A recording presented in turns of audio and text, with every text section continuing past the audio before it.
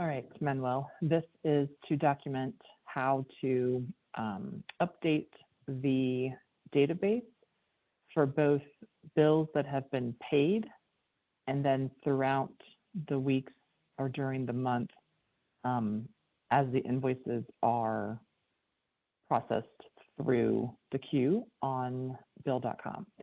So I'm going to share my spreadsheet and show you the two reports that I run in bill.com to update this workbook. You'll see right now it's showing there are 97 invoices listed here, and that's mainly because you will also notice on the October tab, I don't have very many kind of pulled over from the outstanding invoice tab. So what I'm going to do is I'm going to go to bill.com, and then I am going to click on bills, and I'm going to click on all bills, and I'm going to run a report for all bills. It just makes it easier. This is how I was trained to do it. There's probably an easier way to do it, but go to all bills, and then you're going to leave it as active, and then created in the last 12 months, we just leave it that way. And then I have to go down to the very bottom and of the report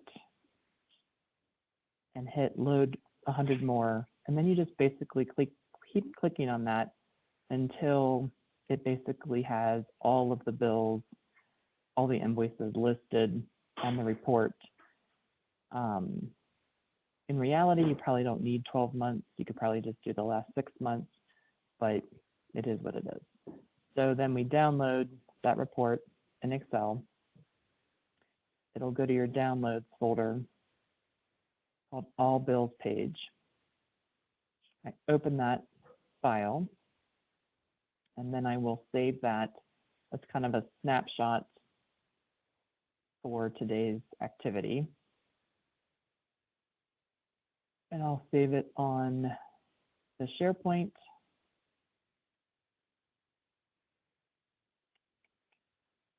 And then in the each and every payment report, payment release tracker, current fiscal year, and I'll put it in the month that we're working on.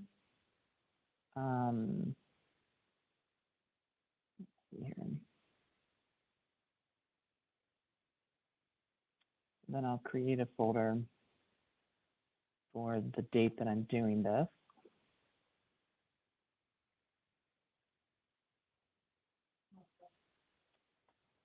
And then save it as all bills page. And then today is the 28th. And then I'll do a little bit of formatting just so it's easier to read.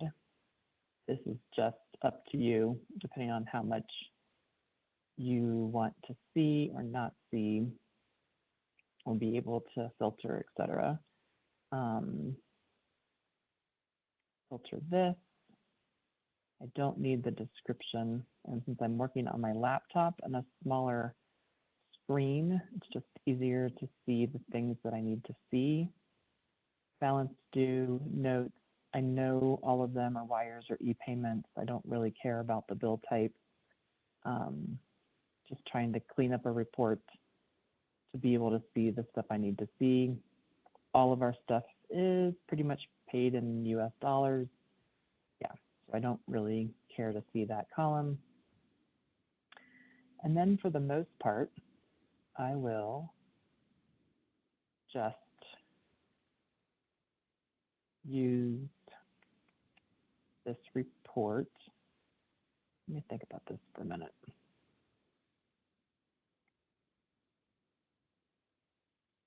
How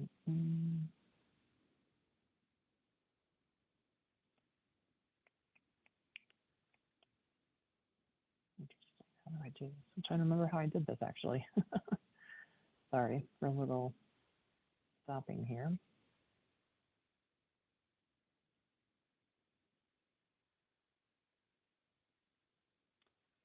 Do this actually. I'm gonna do another report too. So all payments out I'm going to clean up the file to first move all of the payments that have been made like around the last month or so. So I'm going to do, let's do process the last 90 days and the next 90 days. I'm going to hit apply.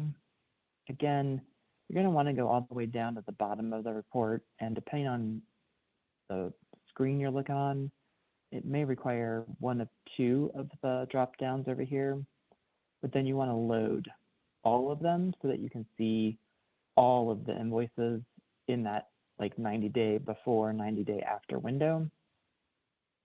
And again, I'm going to Excel spreadsheet this out, open up that file. And of course I opened the wrong one, so we'll go back. And I'm going to open up the payments one that we just downloaded. So this will give me a listing of all of the payments and the dates that they were paid and a confirmation number.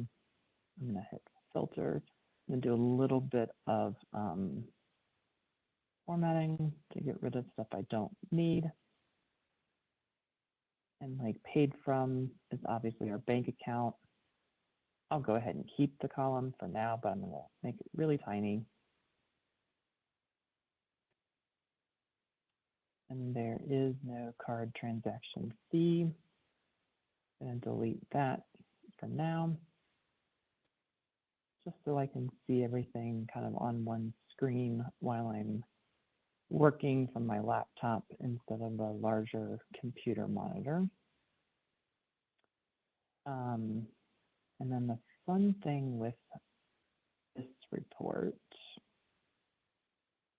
also going to save this on that same folder.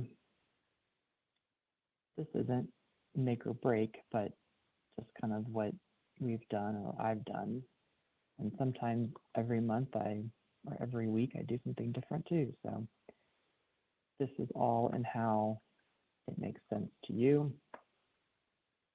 And since I haven't done it for the majority of October, I'm going to do a couple of them and then shut off this recording. And what's interesting, and you don't have to do this either, but I find it easier to read when I can see it as a currency versus just a really long number.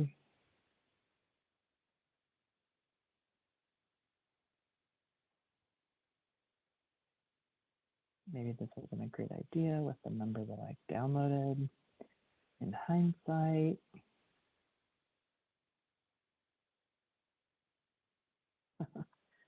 yeah, shouldn't have started that, but I did. So here we go. We'll get to the bottom here shortly, hopefully.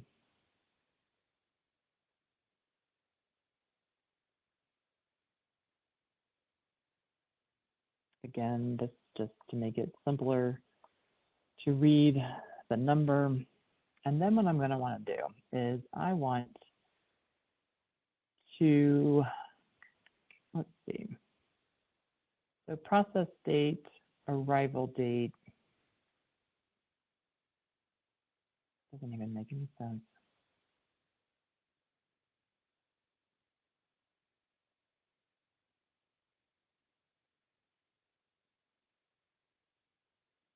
Oh, those are canceled. Probably would have been best to remove the canceled, which I didn't even realize. Anyway, so let's do weird.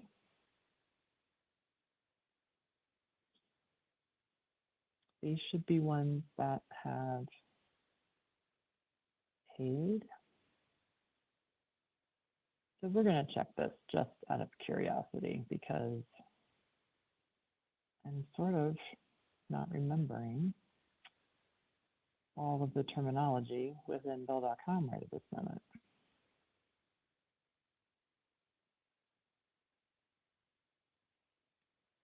So just checking autumn and this particular invoice. I'm assuming that cleared means paid. I'm going to click in it just for a quick second, just to make sure that I'm doing this right. You can also do more actions. Go to audit trail and paid amount, paid schedule, payment date, October 29th.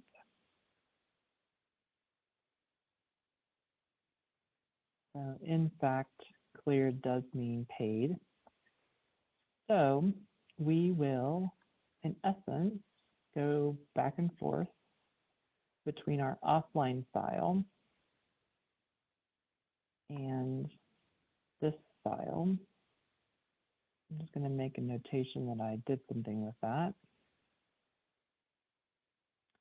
And if you do this on a kind of every other day basis or whenever you get to it, it's definitely a lot better because then you only have a couple that you need to update. Probably what you would probably do is on that Monday when Laura sends you the file that of banking information that went out the door within the past week, that's when I would probably suggest doing this so that both the JP Morgan report, which I will show you in a separate video, and this reporting are then in essence kind of mirror images of each other. So whatever is going to sit on the October paid tab, like on that Monday evening on the October paid tab and on your JP Morgan reporting in a different report, both of those reports would have the same information, showing the same information of invoices paid. It's not like that you would ever had to look at both of them at the same time, but it's kind of nice, like in a point in time during the month, each week or whatever, when you're doing this update, that you're kind of caught up, if you will, during the month. Again, this just kind of becomes like what makes sense for you and how you want to manage this.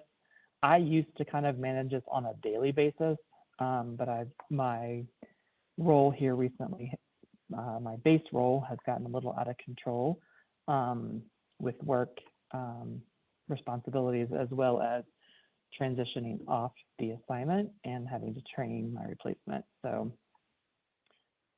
just had a lot of other stuff going on. So this was getting a little behind, but as long as this is completely updated by month-end close, which is the really need of this report, as well as to kind of maintain and watch the varying invoices getting processed through the queue, and kind of making sure that, kind of like what Laura, that has been copying you on, letting Lauren and each and every team know, like, hey, you guys have these invoices outstanding. Someone needs to still first approve them. Someone still needs to release the payment. That's kind of what you use this report for, as well as obviously the direct reporting within bill.com. And I do try and maintain the offline report. The attempt is to try to keep it up to date as much as possible, but again, doesn't always happen and isn't necessarily a make or break on any given day, except for month-end close. I'm going to do a couple more of these just to show you. Again, as we've always said, this isn't rocket science, this isn't hard, but just truly going through here and updating everything. So now that I've done a handful of them, just for sake of the video, I'm going to go back over here now, and I am going to go back up to the top, and I'm going to go and scroll and find the ones I just tagged as paid, and I'm going to copy them over to here, and I'm going to do copy paste value, and then copy paste format. And then I'm going to delete the row over here. You want to be really careful when you're doing this, just so that you don't accidentally delete something that hasn't been paid, and then not that you won't find it at some point in time in the future, but kind of doing your due diligence of, sometimes I even just delete the data for now when I'm kind of doing a whole bunch of them at the same time, and then I'll go back later and delete the actual rows. Again, this just becomes personal preference on how you want to do it or what makes sense for you at the time. What is nice about keeping this complete outstanding invoice tab up to date, if you do it, on a kind of every other day basis, or if you do it weekly, at least with the bank statement report that you'll get from Laura, then this report itself becomes a little bit shorter, unless you have a lot of invoices outstanding, obviously. Just going to go find the remaining paid ones, if there are any, and there aren't any. We'll just check that one more time. There aren't any remaining left. And then now I can just kind of scroll down and find the blank rows that I'm left with, and then just delete them. Again, whatever makes more sense to you as you're doing this. And like I said, every time I did this, I would probably do it a different way each time, but getting to the same result. So there is no right or wrong way to do this. All you're really trying to do at this point is remove all of the invoices from, quote, outstanding invoices to the paid tab for the month that they were paid. And then what I eventually do as well is filter this for invoice paid bank date. For right now, since I need to go and do the JP Morgan bank statement, I am just going to do oldest to newest.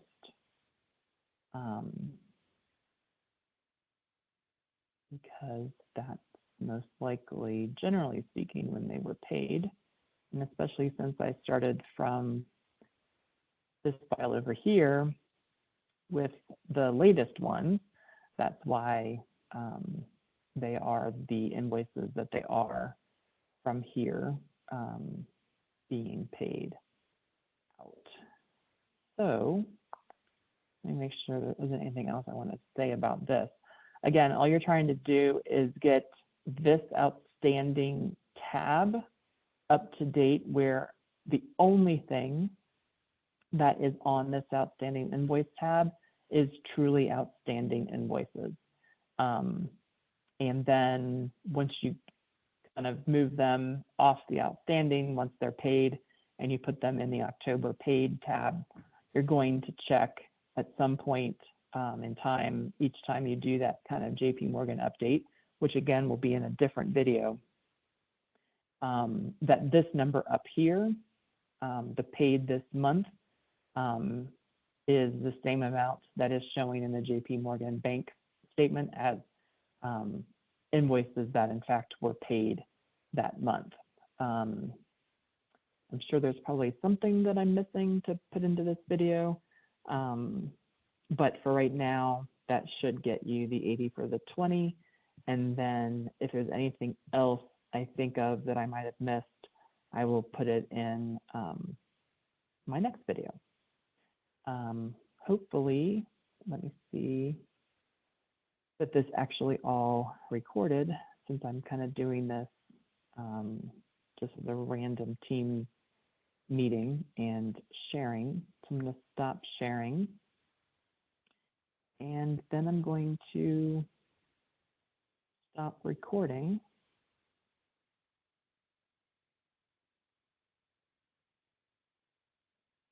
and stop the transition. Have a great day.